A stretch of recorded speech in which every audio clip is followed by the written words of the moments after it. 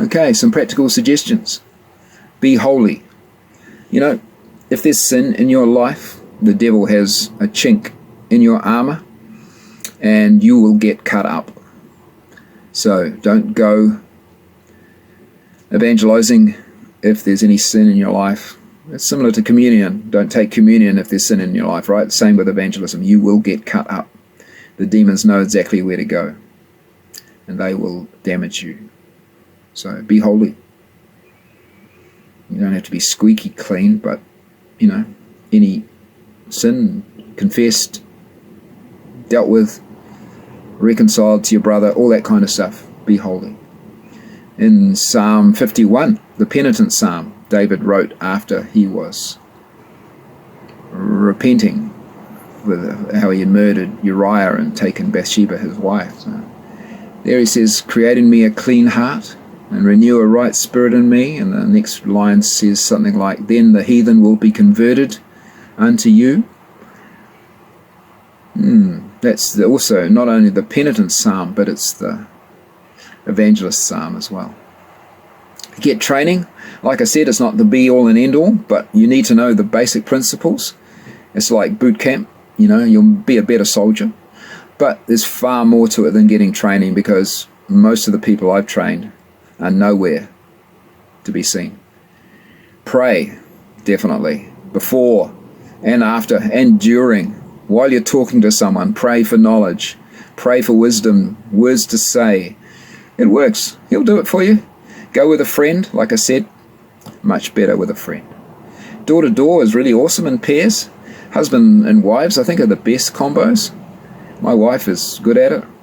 Bless her. It's really good, you know, especially in the neighborhood of your church, to do door knocking. The Jehovah's do it, and for a reason. You know, you can do it for a good reason.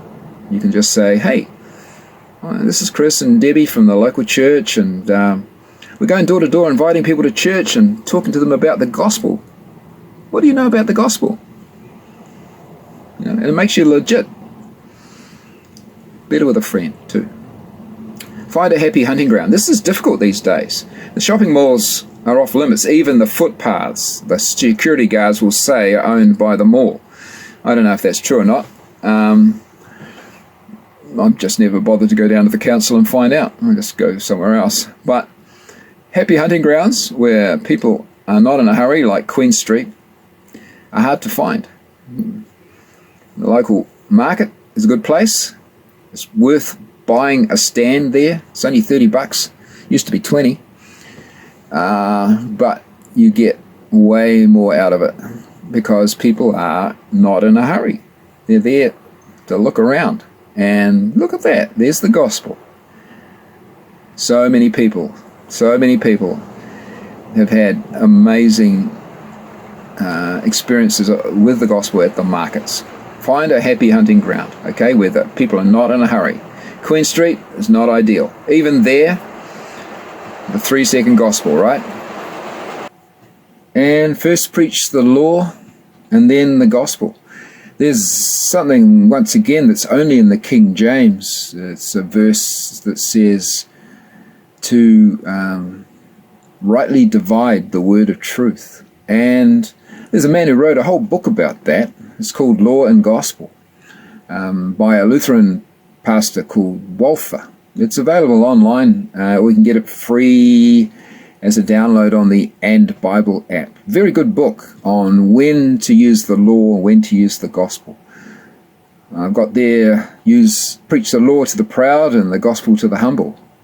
And the basic principle is, the Bible is basically law and gospel. The Old Testament is the law, New Testament is the gospel, but there's law in both and gospel in both. And a proud person is never going to value the gospel until he realizes his status in the eyes of God, and he's humbled by the law. So preach the law to somebody. Cut through all the moral garbage and the intellectual garbage, and cuts right to the heart of the matter, that we're sinners, that we need Jesus Christ and his atonement. So preach the law. Would you consider yourself to be a good person? Have you ever lied? Have you ever stolen? Have you ever hated? Have you ever used God's or Jesus' name as a curse word? Have you ever lusted after somebody who's not your wife or husband? Yep, that'll do it. Preach the law to them. Then they may appreciate the good news of the gospel. And likewise, if someone really does feel sorry for their sin, if they really understand, then don't give them the law. Give them the gospel. Give them the good news.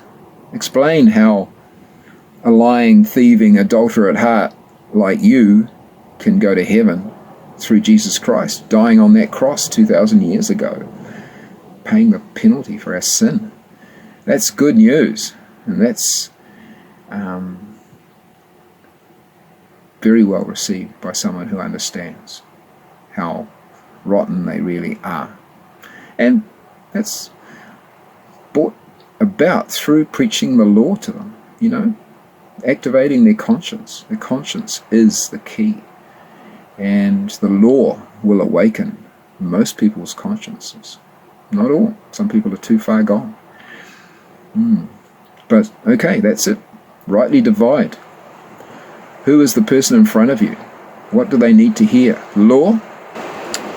And get them talking. Just don't make it about yourself. Let them talk. You'll understand them better. All the lies Satan has planted in their hearts over the years, you've got to unravel that. And to do that, you've got to understand them. And expect spiritual warfare. Satan will send his little helpers, for sure, to waste your time. You'll get the homeless. You'll get mental health people. You'll get angry atheists. You'll get... Well, today I had a heathen who claimed that her God had died for her sins. Well, that was a new one. Yeah, Babylonian mystery religion. That's an old one too. But you'll get a battle. Won't always be a battle, but you will get a battle from time to time. Expect it. It's a good sign. It means that you're worthy of Satan's attention. Most Christians aren't, I'm sorry to say. Bring tracts. Maybe I'll talk about tracts later on. Bibles. I gave away 5 today. 5 Bibles. Man, business was good. Name cards, in case they want to contact you later. Just have a little name card with your name, phone number on it. I always carry them with me. No one's actually ever phoned me up later, I don't think. Oh, maybe one person. But I always bring them anyway. Money. Homeless people will hit on you for money. Okay? Now, whether you give them money or buy them dinner and then tell them the gospel, it's up to you. But, yeah. Expect homeless people to insist on their right as you being a Christian for some money. And a pen. Write down their names of the people you talk to and pray for them afterwards. And the last one is the same again. Keep going and don't stop. The blessings associated with evangelism are amazing. I have gained so much from stepping out and doing it.